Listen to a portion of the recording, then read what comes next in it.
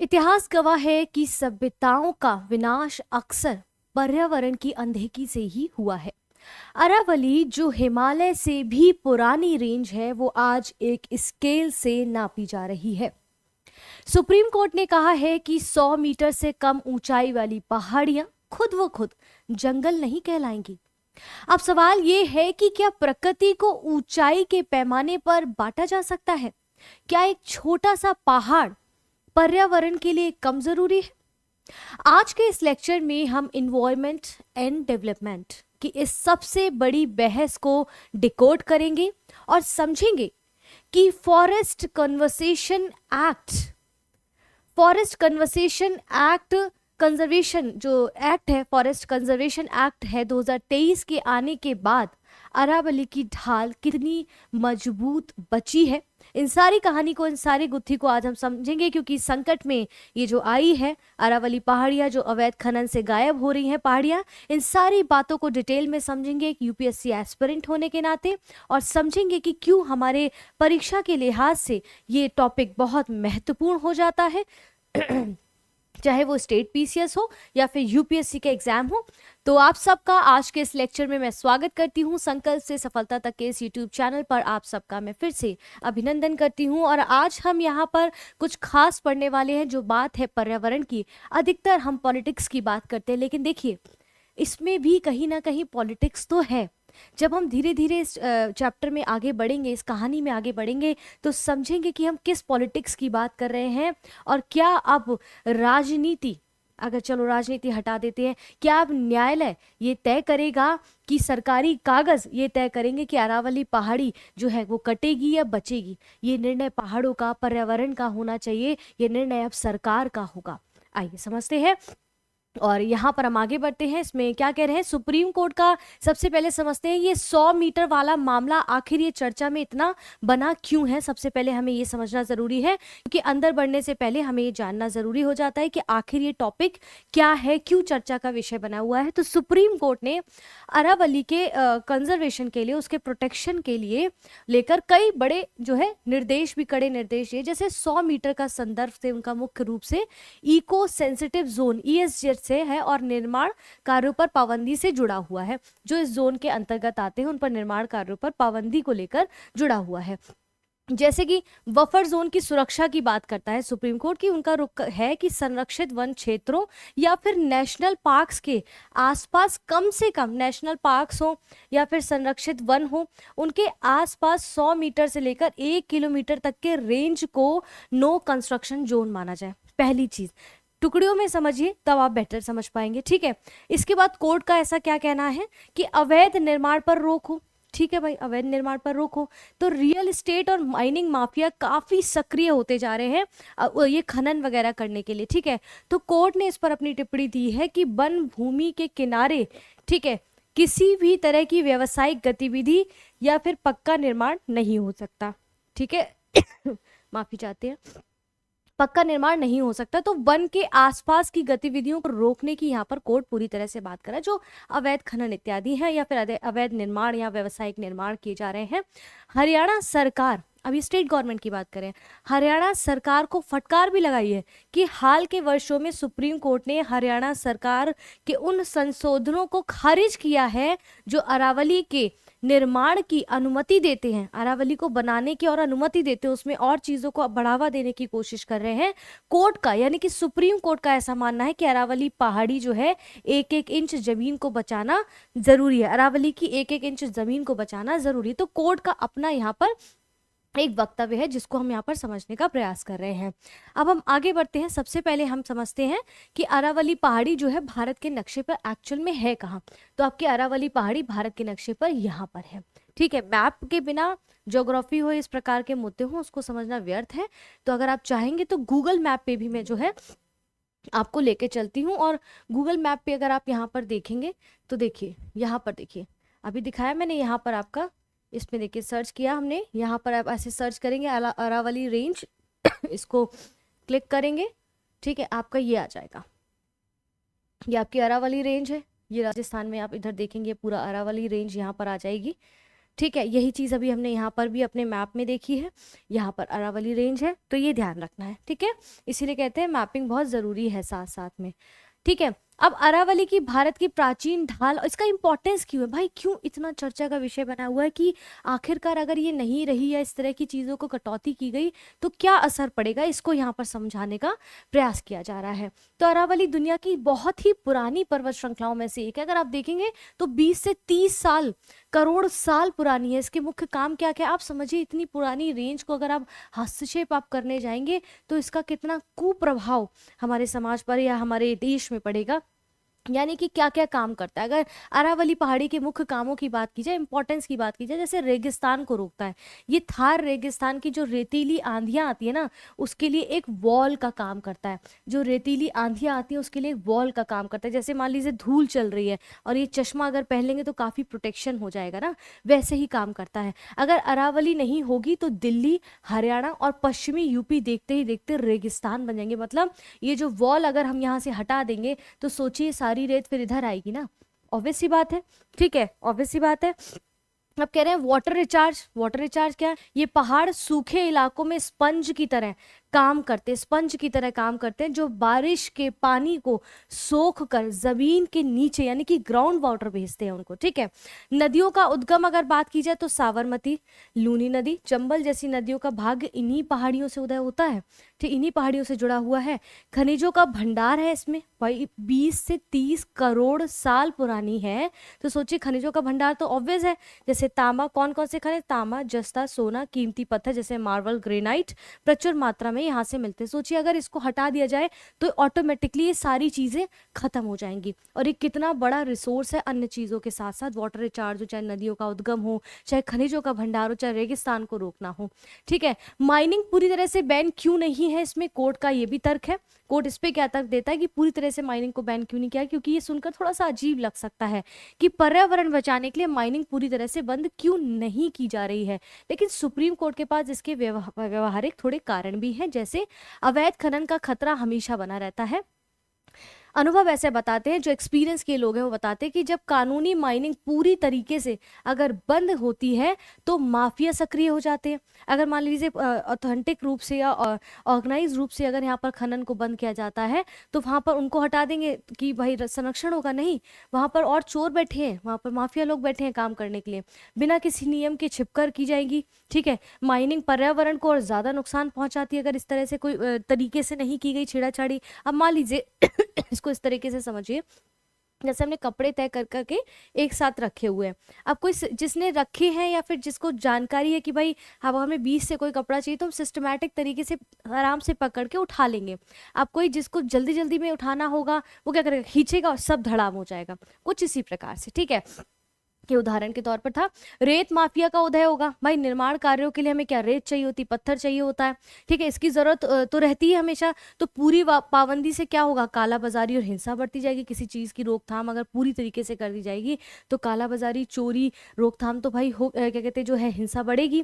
संतुलन की कोशिश की जा रही है। कोर्ट का ऐसा मानना है कि कड़े नियमों के साथ साथ सीमित माइनिंग करना थोड़ा जरूरी हो जाता है, क्योंकि पूरी तरह से प्रतिबंध किसी भी चीज से फिर से होने वाली अवैध माइनिंग से बेहतर है कि थोड़ा थोड़ा अगर वहां पर काम चलता रहे तो पूरी तरीके से जो अवैध माइनिंग है उसको रोका जा सकता है। अदरवाइज वो पूरी तरह से निखर कर आ जाएंगे अगर सरकार इस पे ध्यान नहीं देगी। ये आपका देखिए एक ये AI जनरेटेड इमेज है, 2030 की है लगभग, मतलब 30 के बाद की मान लीजिए आप लगभग। ठीक है, ये 30 की या 30 के बाद की। यहाँ पर अरावली रेंज जो है 2025 में कुछ इस प्रकार से हरी भरी दिखाई देती है। इसके बाद हम बाद में देखेंगे अगर माइनिंग और ये चीज़ें अरावली रेंज को हटा देते तो इस तरह से इंडस्ट्रीज आ जाएंगी, तो ये किस तरह से फ्यूचर में दिखेगी। आप सोच लीजिए क्या दुर्दशा होगी अगर ऐसा होता है। ठीक है, अब यहाँ कह रहे हैं अगर अरावली खत्म हुई तो क्या होगा, हमें क्या खामियाजा भुगतना पड़ेगा। हम इतनी सारी जो बातें करें, अरावली से ये मिलता है, अरावली से ये प्रोटेक्शन है, एक्सेट्रा एक्सेट्रा, अगर ये इनकेस खत्म हो जाती है। तो अगर हमने अरावली को खो दिया तो इसके परिणाम विनाशकारी होंगे। जैसे पहले क्या होगा, प्रदूषण का कहर झेलना पड़ेगा किन किन स्टेट्स को, दिल्ली एनसीआर में धूल भरी आंधियां, स्मॉग कई गुना बढ़ जाएगा। पानी का कहते हैं कि अगर ये हटा दिया गया तो प्रदूषण इतना भयंकर होगा कि जो AQI है ना, एयर क्वालिटी इंडेक्स है दिल्ली में, जो अभी वैसे बेड़ा कर गया, वो 999 समथिंग पहुंच जाएगा, और अभी 400-500 पहुंच जाता, उसी में लेने के देने मचे हुए हैं। ठीक है, पानी का जो आपका वाटर टेबल है इतना गिर जाएगा कि पानी की पीने की भारी किल्लत आप देखेंगे नॉर्थ में हो जाएगी। भीषण गर्मी, बट ऑब्वियसली हीट वेव्स जो आती हैं वो अभी प्रोटेक्ट करता है इसको, इसका असर बढ़ेगा क्योंकि पहाड़ और जंगल तापमान को सोखने का काम करते हैं। मानव पशु संघर्ष, जो जानवर वहाँ रह रहे होंगे, जैसे तेंदुए हो गए, अन्य वन्य जीवों के घर जो है अरावली के जंगल को उजाड़ेंगे तो वो शहरों और बस्तियों की ओर आएंगे। भाई आप किसी का घर उजाड़ दोगे, वो शहरों बस्तियों में आएंगे, क्या वो सेफ रहेंगे? उनको फिर मार दिया जाएगा। आप एक तरफ जो है वाइल्ड लाइफ की बात करते हैं, उनके कंजर्वेशन की बात करें, उनके प्रोटेक्शन की बात करें, एक तरफ आप इस तरह की चीज़ों को अगर करेंगे तो मुझे नहीं पता समझ आता ये दोहरा व्यवहार क्यों किया जाता है हमेशा डेवलपमेंट के पीछे। देखिए विकास हमेशा विनाश का कारण भी बनता है। मैं आपको बता दूं, विकास कभी भी, कहते हैं ना कि फ्री में कुछ नहीं देती प्रकृति, प्रकृति देती है तो प्रकृति लेती भी बहुत कुछ है आपसे। ठीक है, अब यहाँ पर अब देखिए केदारनाथ में क्या हुआ था। केदारनाथ की जो 2013 में आपने त्रासदी देखी थी, जो मंदाकिनी नदी पर उन्होंने बहुत सारे होटल्स बना दिए थे उस नदी पर, देखा था क्या किया प्रकृति ने। इसीलिए कभी भी कहीं भी घूमने जाएं, प्रकृति से कभी भी छेड़छाड़ ना करें, कभी छेड़छाड़ नहीं करें, उसका सम्मान करें, चाहे भी किसी भी आप वर्ग के हों, किसी भी धर्म के हों, डजेंट मैटर। प्रकृति धर्म और जाति और वर्ग और लिंग देख के प्रहार नहीं करती है, प्रकृति तो बस आपके कर्म देखकर प्रहार करती है। तो इसलिए इन चीज़ों का हमेशा हमें ध्यान रखना है। ये सुप्रीम कोर्ट का जो भी निर्णय आया अरावली पहाड़ियों को लेकर सबसे बड़ा डर क्या है कि क्या आप जंगल कटेंगे? भाई अरावली पहाड़ियों के साथ साथ क्या कटेगा, है ना? जैसे ही फैसला आएगा पर्यावरण प्रेमियों में खलबली मचेगी, सवाल उठेगा कि क्या अब धड़ल्ले से कटाई होगी? तो जवाब है जी नहीं। इसके पीछे भी 3 मजबूत तर्क जो है सुप्रीम कोर्ट ने दिए हैं, जैसे कि संरक्षित जमीन सुरक्षित है, यानी कि अगर कोई जमीन पहले से ही वन भूमि घोषित है या किसी पर्यावरण कानून जैसे कि फॉरेस्ट कंजर्वेशन एक्ट के दायरे में आती है तो उस पर इस फैसले का कोई असर नहीं होगा, वहां पेड़ कटना भी अभी भी अपराध होगा। इसको अभी हम समझेंगे कंपैरिजन के साथ एंड में। ठीक है, लाइसेंस टू किल नहीं है, ये फैसला निर्माण के लिए खुली छूट यानी कि ब्लैंकेट परमिशन नहीं देता, ये सिर्फ जमीन के वर्गीकरण यानी कि सिर्फ ये जो नियम है, ये एक्ट है, ये सिर्फ क्लासिफिकेशन की प्रक्रिया को स्पष्ट करता है। ठीक है, कानूनी पेच क्या होंगे, सुप्रीम कोर्ट ने ये भी साफ किया है कि किसी भी गतिविधि के लिए पर्यावरण संबंधी अन्य नियमों का पालन करना अनिवार्य बना रहेगा अगर इस प्रकार की चीजें होती हैं तो। ऐसा नहीं कि जंगल काट दिए जाएंगे, उसमें कुछ कटौती चटौती होगी लेकिन चीजों का ध्यान रखा जाएगा, पर्यावरण का हनन नहीं होगा, ऐसा सुप्रीम कोर्ट का कहना है। ठीक है, अब यहाँ पर पिछले पुराने से चलते हैं। जैसे आप देखेंगे 1990 के दशक में कुछ बड़ी कार्रवाइयाँ, कुछ फैसला ऐसा आया था, जैसे कि पर्यावरण मंत्रालय ने माइनिंग नियमों को सख्त किया था। कब? 1990 के दशक में। इसके बाद 2009 में जब आप आते हैं तो सुप्रीम कोर्ट ने फरीदाबाद और गुरुग्राम जैसे जो बहुत ही सेंसिटिव या संवेदनशील इलाके, इसमें खनन पूरी तरह से रोक लगा दी थी। कब? 2009 में।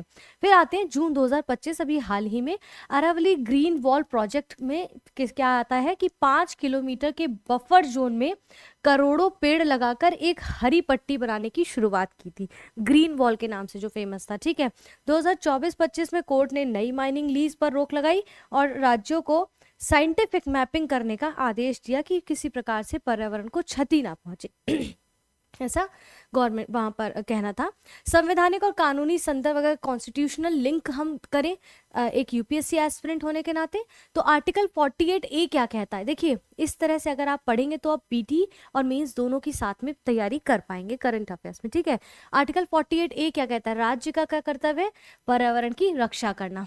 ठीक है, आर्टिकल 51A का क्लॉज जी क्या कहता है, नागरिकों का मौलिक कर्तव्य क्या है, उनको बताता है।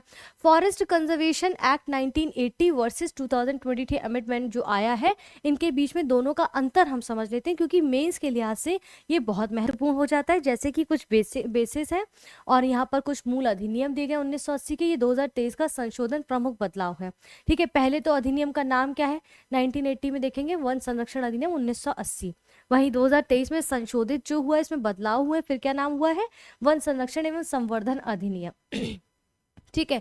जंगल की परिभाषा अगर आप देखेंगे 1980 में जो मूल अधिनियम है उसमें क्या दी गई थी कि सुप्रीम कोर्ट के गोदावर्मन फैसले 1996 में आया था जो, उसमें ये कहा गया था सुप्रीम कोर्ट के द्वारा कि वे सभी जमीनें शामिल थी जो शब्दकोश के अनुसार जंगल थी, यानी कि डिमीट फॉरेस्ट थी। ठीक है, ये 1980 में जंगल की परिभाषा दी गई।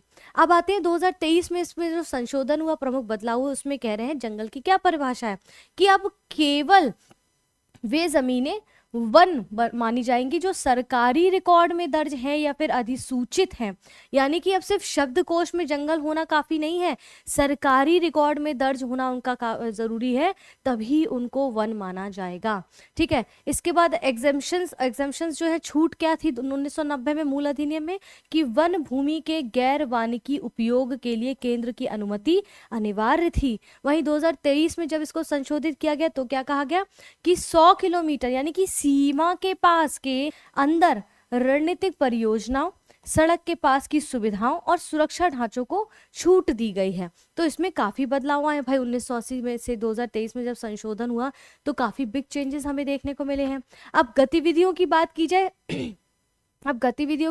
जाए तो 1980 में यहाँ पर आप देखेंगे जो मूल संरचना थी 1980 में, और यहाँ पर 2023 की बात कर रहे हैं, संशोधित 2023 में। ठीक है, गतिविधियों की बात की जाए तो केवल संरक्षण संबंधी कार्यों की अनुमति थी 1980 में। वहीं 2023 में कहते हैं कि अब चिड़ियाघर यानी कि जू, सफारी और इको टूरिज्म को गैर वानिकी गतिविधि नहीं माना जाएगा, यानी कि इनकी अनुमति अब आसान होगी। टूरिज्म बढ़ेगा, पैसे आएंगे, लेकिन टूरिज्म के साथ साथ पर्यावरण को भी क्षति ना पहुंचे, इस बात का भी ध्यान रखना होगा, इसीलिए इको टूरिज्म की बात की गई है। ठीक है, निजी भूमि की अगर देखा जाए तो 1980 में निजी भूमि पर लगे जंगलों पर कड़ी नियम लागू होंगे। ठीक है, अब 2023 में जब इसको संशोधित किया गया तो क्या एडिशनल चीजें हुई कि गैर वन भूमि पर वृक्षारोपण यानी कि प्लांटेशन को बढ़ावा देने के लिए नियमों को थोड़ा सा लिबरल करना पड़ेगा, लचीला करना पड़ेगा प्लांटेशन करने के लिए। कड़े नियम कानून से कुछ नहीं होगा भाई, समय बदल गया, चीजें बदल गई तो बदलाव तो दिखाई देगा ना उसमें। तो ये सारी चीजें यहाँ पर कही गई। अब आगे का रास्ता जो है, जो सेंट्रल एम्पावर्ड कमेटी है, इन्होंने जो सुझाव दिए वो अब अरावली के भविष्य की नींव की बात करें। इनके कुछ सजेशंस है अरावली को लेकर। ठीक है, माइक्रो लेवल असेसमेंट यानी कि ये जांचना कि माइनिंग से इस छोटे से इलाके के पर्यावरण पे क्या फर्क पड़ेगा। ठीक है, इको सेंसिटिव जोन जो ESZ की स्टार्टिंग में हमने बात की थी, उन इलाकों को नो गो जोन घोषित करना जहां पर जैव विविधता सबसे ज्यादा है। ये उनको सुझाव है कि ऐसा अगर करते हैं तो इन चीजों से बचा जा सकता है। डिजिटल निगरानी की जाए ताकि ड्रोन, सैटेलाइट से मैपिंग की जाए ताकि अवैध कब्जे पर और खनन को तुरंत पकड़ा जा सके। आजकल तो बहुत सारी सुविधाएं इस प्रकार की। ठीक है, इस निष्कर्ष क्या है कि अरावली को बचाने की लड़ाई अब केवल पेड़ लगाने तक सीमित नहीं रह गई है, बल्कि ये साइंटिफिक मैनेजमेंट और माफिया पर नकेल कसने की भी। भाई सीधी सी बात है, ये सारी चीजें माफिया या फिर जो लोग चोर है, डकैत है, वो इस तरह की चीजें जो खनन करते हैं, जो इलीगल तरीके से खनन करते हैं, या फिर जो है वाइल्ड लाइफ सेंचुरी को जो है क्षति पहुंचाते हैं, या कि वहाँ के जंगलों के जो जानवर हैं उनको पकड़ते हैं, तो उनको ध्यान में रखकर अगर इस तरह की चीजें की जाएंगी, ये सेंट्रल एम्पावर्ड जो कमेटी है उन्होंने कुछ सुझाव दिए, तो हम इन चीजों से बच सकते हैं कि जो इतने बहस का मुद्दा है उनसे बचा जा सकता है। अब आप सबके लिए एक होमवर्क है। होमवर्क ये है, आप लिख के दीजिएगा इसको। ठीक है, कोशिश करिएगा, बिल्कुल लिख के दीजिएगा। प्रश्न ये है कि अरावली का जो संरक्षण है केवल क्षेत्रीय मुद्दा नहीं है, बल्कि उत्तर भारत की खाद्य और जल सुरक्षा से जुड़ा विषय है। हालिया न्यायिक निर्णयों के आलोक में जो है चर्चा करनी। अभी मैंने समझाया था कि सिर्फ क्षेत्रीय मुद्दा नहीं है भाई, ये पूरा कई जगह पे इसका जो है असर दिखाई देगा उत्तर भारत में, चाहे खाद्य की बात हो, चाहे जल सुरक्षा या ग्राउंड वाटर की बात हो। ठीक है, तो इसको एक बार लिखिएगा, 250 शब्दों में लिखने का प्रयास कीजिएगा। नहीं लिख सकते तो 150 शब्दों में लिखिएगा, पर लिखिएगा जरूर। एक प्रैक्टिस बनेगी, आपको भी समझ आएगा कि करंट अफेयर्स में कैसे हम मेंस आंसर राइटिंग कर सकते हैं। तो प्रैक्टिस में लाइए इसको, और प्रैक्टिस में लाएंगे तभी चीज़ों को आप बेहतर तरीके से समझ पाएंगे, है ना। तो यहाँ पर क्या चीज़ें हैं, हमने इन सब चीज़ों को जो है कि आप सरकारी कागज़ तय करेंगे कि अरावली पहाड़ियाँ रहेंगी या बचेंगी, है ना। तो ये हमने यहाँ पर पढ़ लिया है। आई होप आपको सारी चीज़ें समझ आई हैं, क्योंकि मेरा पूरा प्रयास रहा है कि आपको चीज़ें समझ आएँ, और इसी तरह से निरंतर संकल्प से सफलता तक के इस यूट्यूब चैनल पर बने रहें। अगर अभी तक चैनल सब्सक्राइब नहीं किया तो प्लीज़ बेल आइकन दबा दें, सब्सक्राइब कर दें। वीडियो पसंद आई तो वीडियो को लाइक ज़रूर करें, कॉमेंट करें। इसी के साथ एक ज़रूरी सूचना भी आपको दे देती हूँ कि ट्यूसडे और सैटरडे मेरी क्लासेस आर्ट एंड कल्चर की शाम को 6 बजे आ रही हैं, तो जिन बच्चों को कन्फ्यूजन है प्लीज़ कन्फ्यूज ना रहिए, उसको देखते रहिए। उसके PDF वगैरह चाहिए तो मुझे मेरे टेलीग्राम पर मैसेज कर दीजिए। टेलीग्राम नहीं पता है तो पिन कर दीजिएगा, मैं मैसेज कर दूंगी, ठीक है, कमेंट बॉक्स में। दूसरी चीज़ ये कि अब संडे टू संडे शाम को 7 बजे आपको प्रीलिम्स बूस्टर यूपीएससी हो या फिर कोई भी मीन्स पीटी का एग्जाम देने जा रहे हैं उसके लिए बहुत महत्वपूर्ण होगा। वो संडे टू संडे शाम 7 बजे आएगा, जिसमें वीकली पूरा मंडे से लेके संडे तक का पूरा करंट अफेयर्स कवर होगा, जिसमें प्रीलिम्स को ध्यान में रखकर इसको बनाया जा रहा है। तो आज शाम को 7 बजे देखना ना भूलें आप सभी। कहाँ पर? संकल्प से सफलता के इस यूट्यूब चैनल पर। इसी के साथ साथ आप देखेंगे सीधे मंडे या फिर वेडनेसडे से मैं आपको सूचित कर दूंगी एक नया और प्रोग्राम लाया जा रहा है, जिसमें PYQ यूपीएससी के 2013 से हम डिस्कस करेंगे, जो आपके आगामी परीक्षा यूपीएससी प्रीलिम्स के लिए बेहद महत्वपूर्ण है। तो हमारे साथ बने रहें निरंतर। तब तक के लिए धन्यवाद। अपना ध्यान रखें, अपनों का ध्यान रखें। जय हिंद, जय भारत।